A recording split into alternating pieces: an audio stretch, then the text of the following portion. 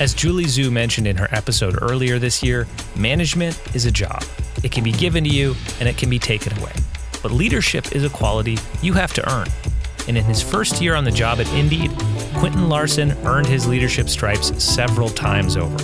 Not only did he lead the design of their first design system, but he created a vision for their native apps and introduced a new approach to design sprints. In this episode, we talk with Quinton about his prior work at IDEO and eBay, how he's currently involved in Indeed's job seeker journey team, and how he makes sure the right people are involved in project kickoffs. Enjoy our chat with Quinton, and thanks for listening. Support for Design Better comes from Gusto, who make running a small business easy. Get 3 months free at gusto.com/designbetter once you run your first payroll. Running a small business is hard work, especially all of the payroll, quarterly tax filing stuff, and HR things. I'd rather be focused on my business and my customers than dealing with the administrative duties. But Gusto makes it easy. They automated the complicated parts of running a business. With Gusto, I never miss federal or state payroll tax filings, and I love the time off requests and time tracking tools. Gusto even offers a small group health insurance option for nearly any budget. When you run into issues you need help with, their HR experts are ready to help. It's a very well-designed product, easy to use, and great emotional design that will put a smile on your face. Design Better listeners get 3 months free once they run their first payroll. Just go to gusto.com/designbetter. That's gusto.com/designbetter. I've worked with lots of search firms, both as a leader searching for new talent for my teams, and as an individual exploring new steps in my career. But I trust none more than Wirt & Company. Since 1995, Wirt & Company has been the design community's most trusted search firm, co-founded by a designer and led by a CEO who has in-house operational startup experience. Wirt & Company is guided by the principle that creative leadership is essential to business success. They've helped some of the most admired brands from early-stage startup to Fortune 500 build world-class creative teams. We're talking about companies like Airbnb, the New York Times, the Four Seasons, Notion, Figma, Google, Cartier, and Fair. Not bad. If you're looking for a partner to help you find the right person for a critical role, look no further than Wirt & Company. And if you're looking for your next design leadership role, Wirt & Company will guide you through the process as a friend and a champion throughout your journey. They take the time to get to know you, to understand what you need professionally and personally. Whether you're looking for your next role or your next team member, Wirt & Company can help you find a meaningful relationship. Visit wirtco.com to learn more and get in touch. That's WERTCO.com. Quinton Larson has made a big impact at Indeed, where he is currently director and lead experience designer. Within 1 year, he led the design of the first version of their design system, as well as a vision for their native apps, and is now leading Indeed's job seeker journey team, aiming to unify the job seeker product portfolio. Quinton also introduced a bold approach to Indeed for design sprints, taking the best of Google's sprint approach and blending it with IDEO's methodology for a flexible framework that Indeed adjusts depending on the problem at hand. Quinton Larson, director and lead experience designer at Indeed, welcome to the show. Thanks for asking me to be on the podcast. You've got an interesting background because you're currently at Indeed, and we want to talk about specific things that you're doing there. But you, not so far out of school, found your way into IDEO and were doing some really interesting work that it seems like it was very cross-disciplinary too. Can you talk about what was your experience like at IDEO? What'd you learn there? Oh, yeah. I'll probably say the same thing everybody else that's worked at IDEO says. It's like one of those magical places to kind of come out of school and work at, because at least at my experience at Art Center, it was a really kind of conceptual look at the world of design and the role that design plays in the world.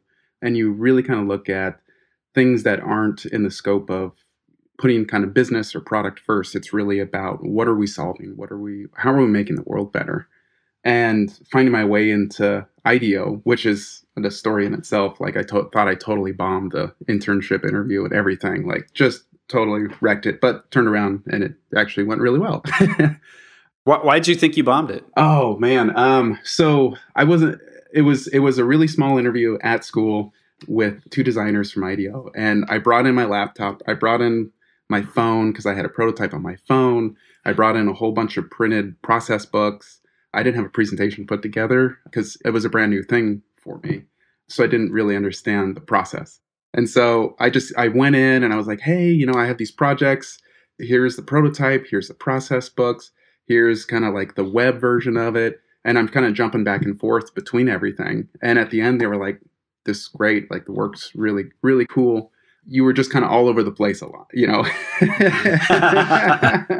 And, it may have been I just got a little too excited because I was like, it was IDEO. It was one of those places, I'm at school. I'm like, top of my list, where I want to go and who I want to work for. And, I just walked out of there like, oh man, like it didn't seem professional. It wasn't clean and polished, and it just wasn't, and I left and I was like, you know what? All right. So not going to be getting that internship.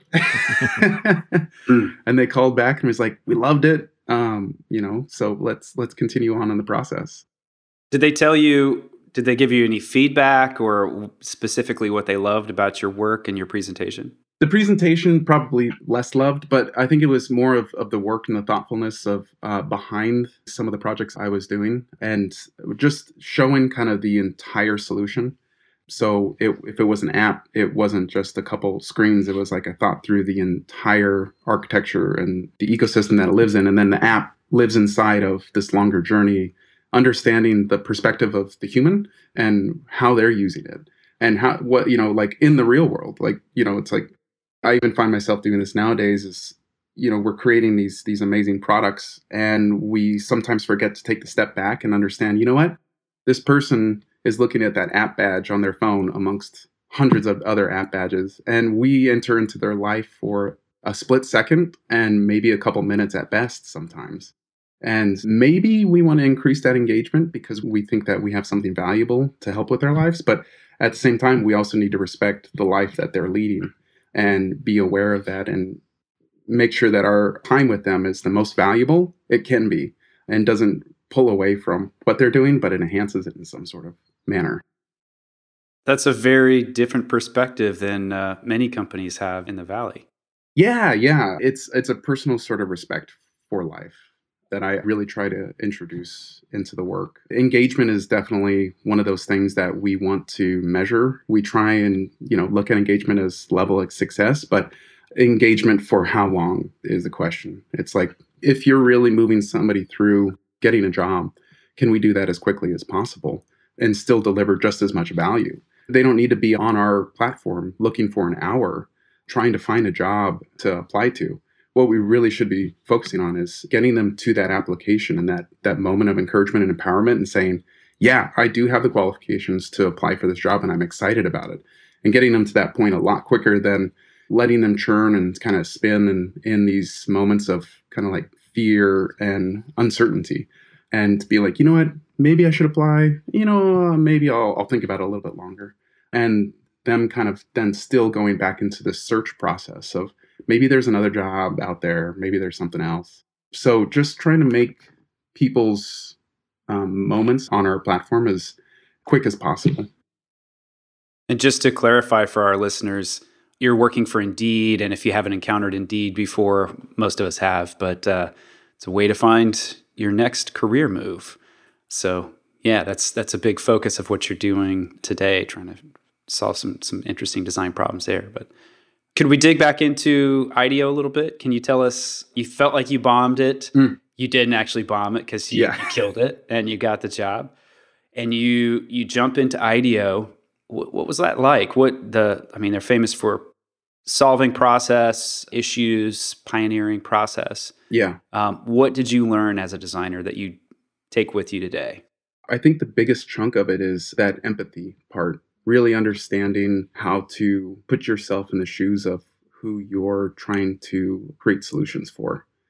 There was a lot of field research that goes into the IDEO projects, whether it's directly related to the project itself or it's analogous research. When you get in those moments, you really try to zen out into that moment and really absorb everything that that person is, the way that they think, the way that they live, the way that they make decisions, the reasons and motivators in their life. And there were moments in some of the research where I could really feel kind of this pain that they were experiencing. And I could recognize some of these behaviors that had driven their decisions and kind of put them in compromising situations that really weren't beneficial for their lives. After some of those days, you were just exhausted, like emotionally drained. And then the other biggest thing learning was transitioning those emotions and those thoughts and those feelings and being able to communicate those, being able to put those down on like Post-its, put those down in notes, share it back to the team, and then kind of synthesize. Synthesize is another big thing that, I mean, everybody does, but IDEOs, it's a process. Like they take the time to really understand what was experienced, what was shared, what really stood out to the designers, and really, really work through the problem at hand and discovering other problems that maybe weren't the main focus of the project at the get-go, where you were like, we went into this situation, with these sets of ideas, and we uncovered all of these other sets of problems. And let's really kind of dig into that more and figure that out. And then synthesizing from there into what are some potential solutions? What are kind of the core principles that we could build that could really, really inform and kind of put up some guardrails for solutions that we could create and brainstorm around?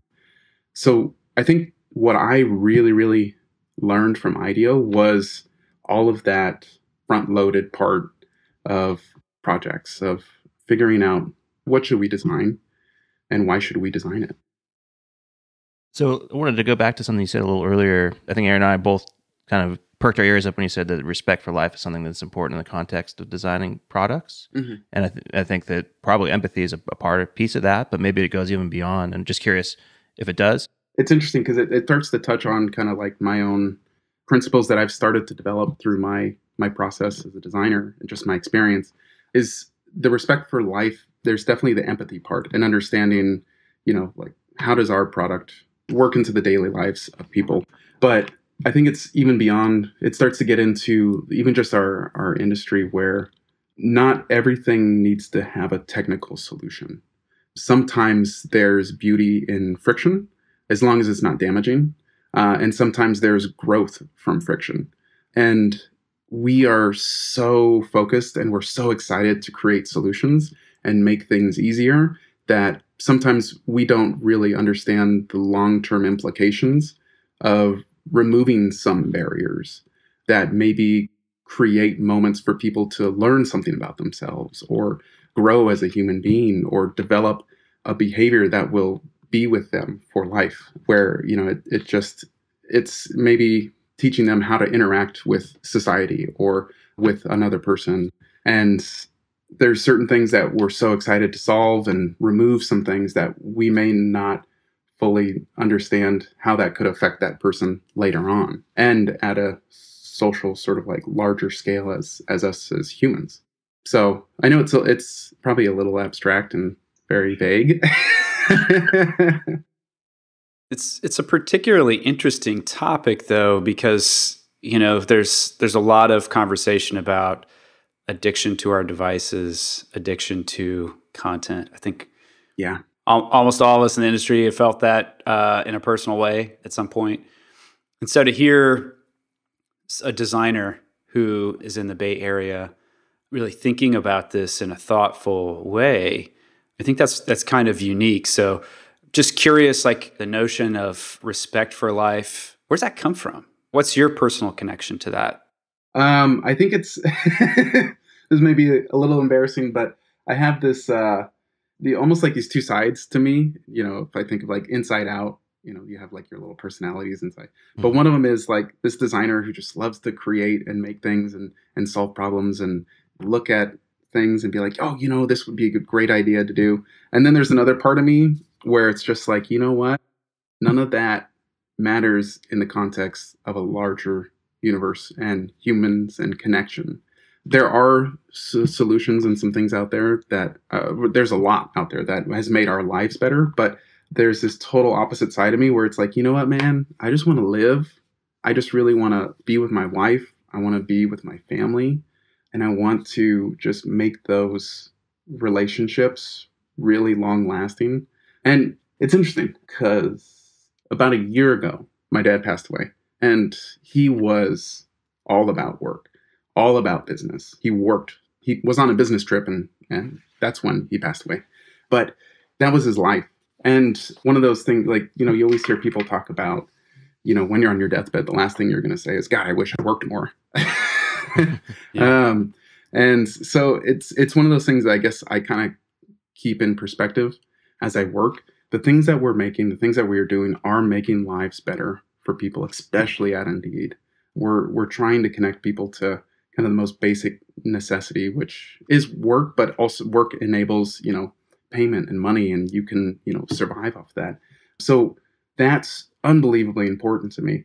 But at the same time, I don't want to take away from my own personal life and the things that I'm trying to do, build a family, become a dad, a lot of things. And I know I'm still entering into this phase of my life of that. And I know there's people that have done this successfully.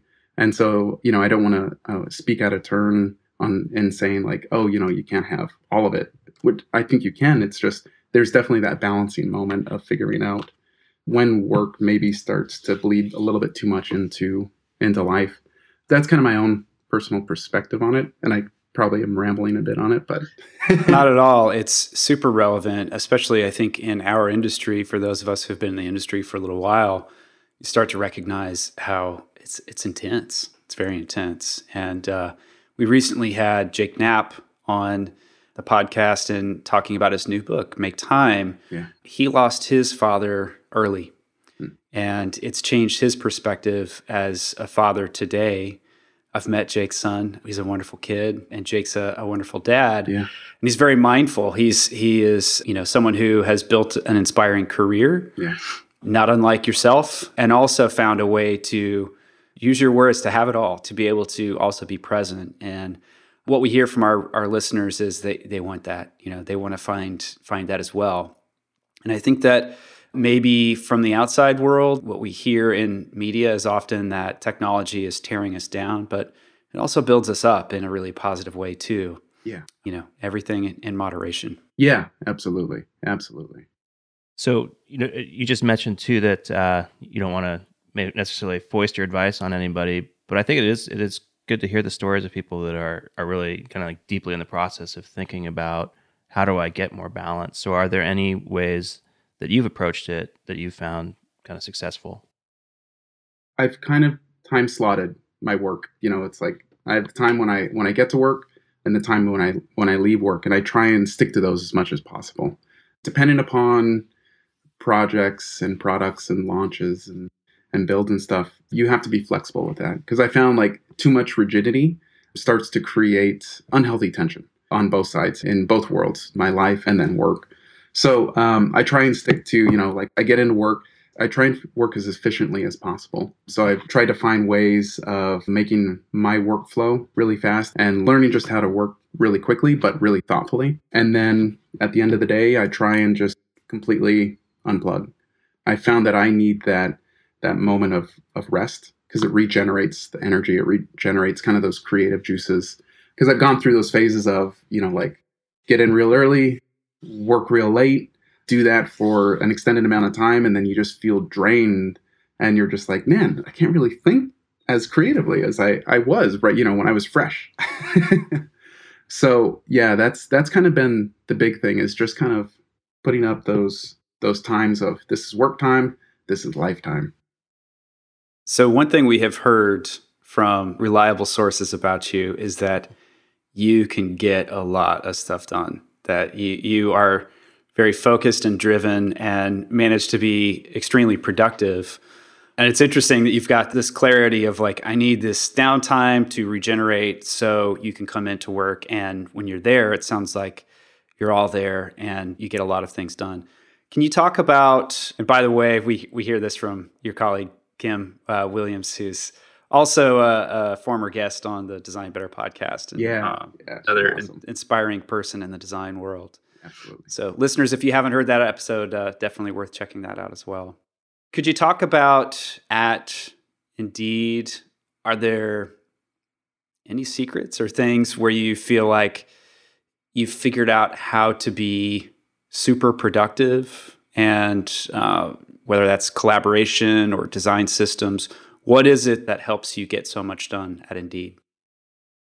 It's interesting because I actually didn't realize I was doing this until when another designer was sitting next to me, and he was watching me work through some different ideas, and then we're talking about different iterations and moving stuff around. And he after like 5-10 minutes, he's like, you know what? I didn't realize. He's like, you work with like complete abandonment to process at times. He's like, you just get in there and you just move things around. You break things. You just move really, really quickly, and then you put it all back together. And I was like, yeah, I didn't realize I did that, but I do kind of like work really quickly with this sense of abandonment to all kind of preconceived notions of any systems that are put in place to create that product. And then I kind of try and put it all back together and then collect my thoughts and then share it. Because I found that I can move really, really quickly through things as I'm moving pixels around. I kind of get clarity and thinking and understanding of like, okay, yeah, this is going to work that way. That's going to work this way. We're solving this problem. This isn't solving that problem as well. And then when I land on something, then I try and get as many eyes on it as possible, and then reach out to the partnerships and the collaboration, and then work with them on making it even better. I just try and gather my thoughts as much as possible right up front, and put in as much thought as possible right up front, and then come to the partnerships and the collaboration moments with a lot of thought and points of views put into it already. But again, keeping it as open and flexible as possible, where it's like, what do you think of this? Are these assumptions correct?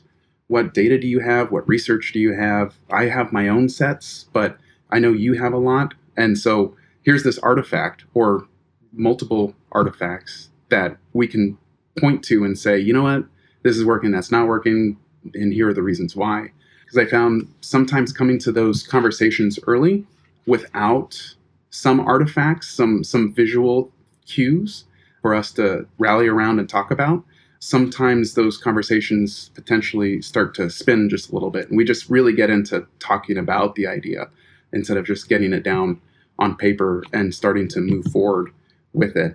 And that was also another thing that I pulled from IDEO, which was be as visual as possible all the time, even when you're speaking. If you're doing a Post-it, draw a picture. Try and draw your idea first. If you can't draw it, then add in a few words. But the thing about the Post-it and writing with a Sharpie is it limits how many characters you can put on there. So it's kind of genius in the fact of you have to use this really fat marker and this really small piece of paper to write out this idea. Be precise. So yeah, that's kind of how I think I've maybe managed to work a little bit quicker. I love that. That's great. Support for Design Better comes from Uplift Desk, who help you work better and live healthier. Eli and I log a lot of hours at our desks, which can be detrimental to one's health if you're not paying attention to ergonomics. Uplift Desk offer high-quality, well-designed desks, chairs, and accessories to help you build an ergonomic workspace for home or work. Eli recently got a standing desk, and I got a human scale Freedom chair. I've been dreaming about this chair for a long time, and I finally got one. I've already noticed a big change in my posture with this chair, and my body thanks me for it. Eli is logging a lot more hours standing than sitting these days, and he can make quick transitions with the flip of a switch. We love Uplift Desk, and we know that you will too. Design Better listeners can get a special deal by visiting upliftdesk.com and use the code DesignBetter at checkout for 5% off your order. You'll get free shipping, free returns, and an industry-leading 15-year warranty. Go to upliftdesk.com, use code DesignBetter, and get 5% off. Design a better workspace with Uplift Desk. Support for Design Better comes from Gusto, who make running a small business easy. Get 3 months free at gusto.com/designbetter once you run your first payroll. Running a small business is hard work, especially all of the payroll, quarterly tax filing stuff, and HR things. I'd rather be focused on my business and my customers than dealing with the administrative duties. But Gusto makes it easy. They automate the complicated parts of running a business. With Gusto, I never miss federal or state payroll tax filings, and I love the time off requests and time tracking tools. Gusto even offers a small group health insurance option for nearly any budget. When you run into issues you need help with, their HR experts are ready to help. It's a very well-designed product, easy to use, and great emotional design that will put a smile on your face. Design Better listeners get 3 months free once they run their first payroll. Just go to gusto.com/designbetter. That's gusto.com/designbetter. Support for Design Better comes from Factor, America's #1 ready-to-eat meal delivery. Design Better listeners can save 50% on their order at factormeals.com/designbetter50. Use the code DesignBetter50. You know what happens at my house when things get really busy? In the evenings, we turn to takeout, which can be expensive and it's not very good for our health. Lately, we're making a better choice at crunch time. We turn to Factor for chef-created, dietitian-approved meals that are ready to eat in just 2 minutes. We like the flexibility of Factor too.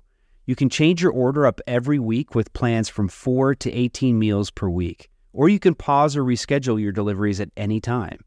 The meals are so tasty. My wife and I are huge fans. And I like their smoothies too, which I find are perfect for a quick, healthy breakfast. Factor can help you eat well and feel good while focusing on your career and your family.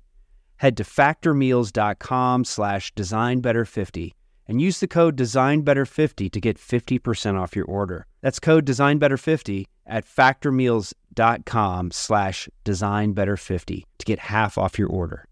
So you mentioned partnerships and collaboration and getting lots of eyes on your projects. How do you go about building those partnerships, and how do you get people to participate, kind of in the process, which is a big thing at IDEO, obviously? It sounds like maybe you're bringing that to Indeed too.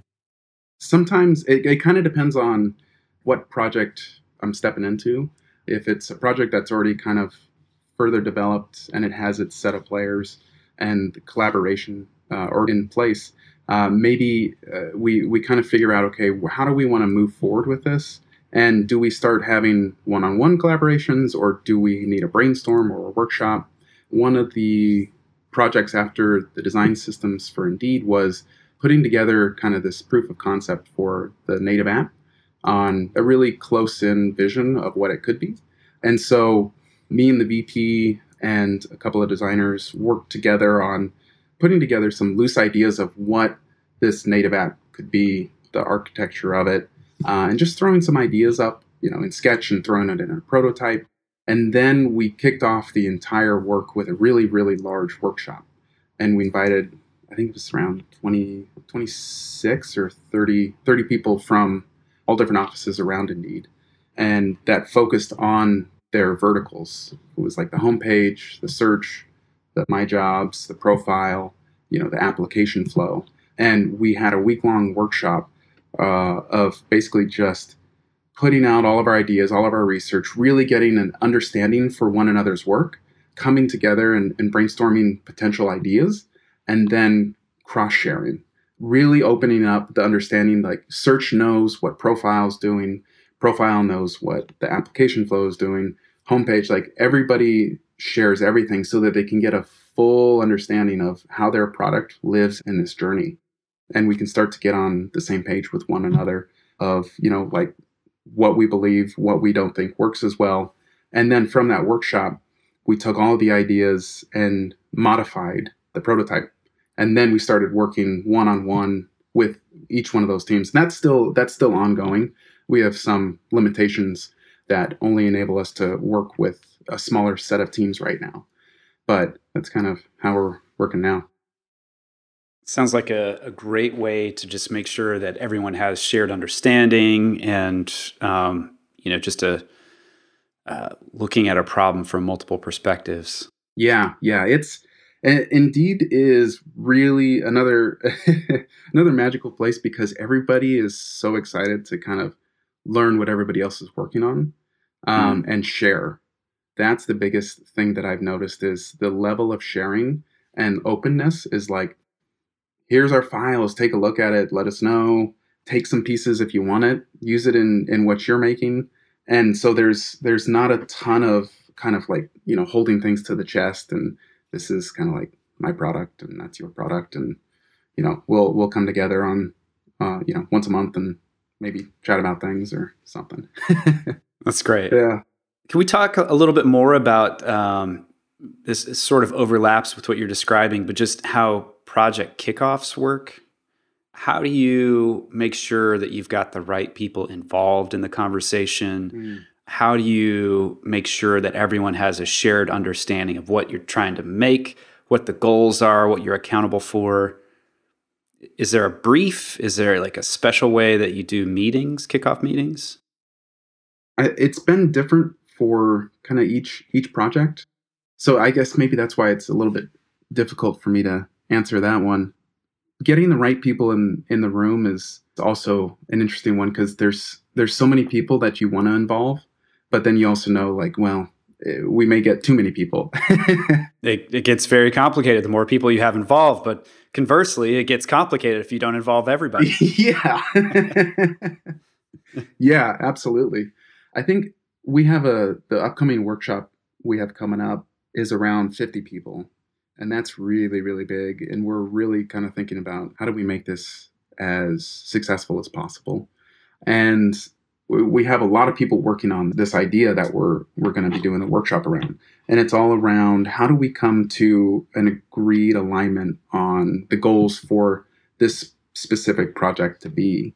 And so I think the approach that we're taking on this one, and it's also a new thing too, is we're inviting as many people as possible. We're going to try and run some design exercises to get empathy for one another's current state of the product, understand each other's challenges and why there's certain things functioning the way they are. And then we want to get an alignment on how we want to fix it. And from that workshop, we want to come away with a better understanding of, yes, we agree these are problems. Here are the reasons why they currently exist. And here are kind of the solutions that we're going to move forward with. And it's going to be a longer process beyond the workshop of understanding, okay, so who's got the time and who wants to take this first solution? And then who's going to take the next ones? And so it's just beyond the workshop. The workshop is definitely that kickoff, but the extensions are, we're going to meet with these teams once a week to make sure that we're aligning and moving forward. And we're going to meet with these other teams maybe twice a week because we see that solution coming to being launched a little bit sooner. And so it's difficult. I don't know. We're just going to try something out and see if it works.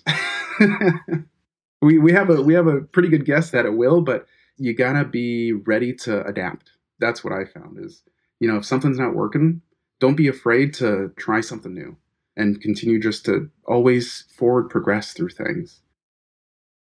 That's a lesson for life right there. Yeah. So one of the other things that Kim mentioned to us is that you helped create the first version of Indeed's design system. Maybe you could talk a little bit about how a design system helps to create a better connected workflow between designers and developers. Yeah. At least the way that I kind of think about it at its core is it makes things move a little bit quicker because maybe the developers don't have to continuously recode new designs that designers are coming up with. That's kind of like a very simple thought in my mind, but it's like a designer can take existing components that are pulled from the design system and they have their partners on the code side that are all ready to go. And so when the designer hands over kind of the specs or just the designs for the product or the iterations on the product, it's already using components that the developers have at their fingertips. And some of the more kind of nitty-gritty things are already worked out from the design systems team who put these components together. So the developers can just kind of grab and go. I probably don't have the best answer to this question as Kim or somebody else, but in my mind, it just creates less deviations and variations that the developers have to go, we've got to recode these things because your spacing is different, your type sizes are different, like all this sort of stuff. And on the flip side, the designers don't have to work as much with the builds on, that's not the right typeface, that's not the right weight, that's not the right spacing, placement, alignment, layout, because those things are kind of, the foundation blocks are put in place. So there's maybe less redlining at times on both sides. Just as a brief follow-on to that, since it sounds like you were involved in their first design system, and a lot of the folks in our audience are probably in progress or thinking about building their own system, were there any kind of learnings that you could share from going from 0 to 1 that were either great or we would do better if you were to go through the process again? I think it's exactly to Aaron's point of, if you don't involve enough people, then, you come out with maybe something that wasn't as good as it could be. And if you involve too many people, it gets a little messy. I think from my own personal reflection on it, we were moving really quick, and we really wanted to kind of get something that just started to make Indeed feel a little bit more cohesive as an experience. I think there were products and people, designers on those products that weren't fully looped into the process. And I think the system could have benefited from having a few more people involved to give input and to, be able to provide another perspective on, these sets of visual solutions or buttons or whatever it is, we need a little bit more in that set. But it's a learning that we aren't ignoring or glossing over. It's one of those things at the forefront of the design systems team is like, they've been on road shows all over the globe. I mean, I just always mess with them like, oh, you're, going to jet set again around the world. And they've been meeting with teams and really understanding, where's the system working? What are the challenges you're having with the system? Where's the system just not working at all? And what solutions have you created that we can fold back into the system? One lesson we heard from Jihad Afoneh, who's over at VMware and sparked their design system over there, is that, we asked him similar sort of question, lessons of creating design systems, kind of expecting him to talk about tactics and so forth. And he said it really just boiled down to the roadshow and getting a lot of people involved and aware and building the relationships to get people to start to use that design system, because it's only as powerful. It was Bob Metcalf, the network effect. The value of a fax machine goes up the more people who own a fax machine. And the same is true of a design system. The more people that are using it, the more valuable it becomes. Absolutely. Yeah. And that it takes a lot of persuasion and almost sales to a point of like, why trying to get teams to adopt this thing after they've already kind of created a product that is performing really well. And then you're asking them to adopt a design system that could potentially impact that performance, and being aware that it's not just the performance of that product for the business, but in business and organizations, performance is directly connected to individual performance and incentivized structures, bonuses, things like that. So understanding that sort of chain effect of, like, we're not just asking you to adopt a new design solution, but this will ripple through, and potentially, if it doesn't go right, it could affect you on a personal level. That may be a little dramatic, but I think it's important to keep that in perspective. It's not just product, it's also the people that are working for the company. And we want to make sure that everything's successful, not just the product, but the people that are working on that product as well. Sure. Yeah, there seems like a common thread in the way that you describe the work that you're doing at Indeed, from the design system work you've done, workshops, broader collaboration. We started the conversation, you as a designer being thoughtful about your work, and in design school, it's all about you, really. It's just like you figuring that out, and then maturing into a growing designer at IDEO, and here you are, you were at eBay and now you're at Indeed, but you're in the big leagues now, right? And the thing that leads to success, as you described there, of like whether or not your career grows, whether or not you get bonuses and so forth, it's not just about how did you push those pixels. It's about how did you work with those other people. Yeah. That seems to be a recurring theme in all of what you're describing at Indeed. And I wondered if there was, some parting recommendations or just observations about how you approach that in your career that you could share with our listeners. It's interesting because I'm very passionate about the work that we make, the products, but I'm also extremely passionate about the people that I work with. And early on, which actually isn't too terribly long ago, like the drive to make this beautiful thing and these beautiful products was really, really high priority for me. And, potential for, there's awards out there and you could get awards and things like that. Mm-hmm. But then there's a shift that has happened, and it's more of the focus on it. I wouldn't say it's not off the work, but understanding that in a really large company, to create really large impact and really help the world, you can't do it alone. You can only go so far by yourself. And it's the people that you work with that share that passion, that are really, the community that you have inside those organizations really drive and create thoughtful, meaningful solutions that can really help the world. You can become really great if you focus on the work and if you just dedicate your life to that, but you can create even better things when you're in a group of people that are thinking the same. Yeah, I don't know. That's a tough one. I've had to. I'm still kind of reflecting on that. But clearly, you're doing something right. I hope so. Yeah. I think I am. So yeah, it only gets better the more that the teams grow at Indeed, because the people that choose to join and come onto the teams are just some of the most caring, thoughtful people that I've worked with, and really care not just about solving the product, getting the metrics up, but really care about that person that's looking for that job, because we know the stories and the struggles that people are going through, and how personal that moment is of you going and saying, I need a job. Can you please give me a job? So just to wrap up, Quinton, we're curious where you're finding inspiration today. What are you reading, listening to? Could be a book, blog. What's giving you inspiration today? I think one of them is observation. So getting out into the world and just observing the way people interact with one another, having those moments of communication, having time just to spend with people. Those are really big to me. But like more specifically, let's see. So the two books that I'm carrying around right now, The Story of Philosophy by Will Durant, The Lives and Opinions of the World's Greatest Philosophers, from Plato to John Dewey. The speculation around life and why. The other book that I'm reading right now is Hare Brain, Tortoise Mind.